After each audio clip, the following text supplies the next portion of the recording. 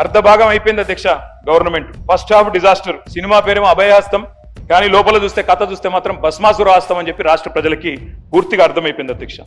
అధ్యక్ష 3 ముక్కల్లో ఈ 2.5 సంవత్సరాల పరిపాలన గురించి చెప్పాలి అంటే ఎగ్గొట్టు, కూలగొట్టు, చెడగొట్టు. హామీలు ఎగ్గొట్టు, కట్టిన వాటిని కూలగొట్టు, ఉన్న పథకాలు చెడగొట్టు. ఏమున్నది అధ్యక్ష ఈ 25 నెలల్లో చెప్పుకోవడానికి?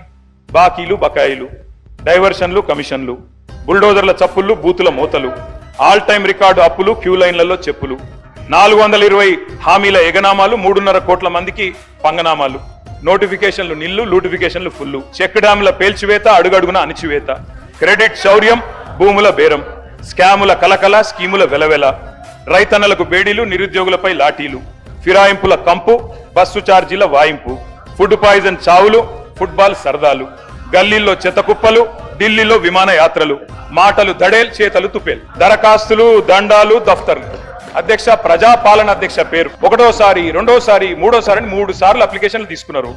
1,25,00,000 మంది అప్లికేషన్లు తీసుకున్నారు అధ్యక్ష. పేదలి ఏడవైనాయి అధ్యక్ష దరఖాస్తులన్నీ. గల్లంతైనాయా? గాల్లో వరదల్లో కొట్టుకపోయినాయా?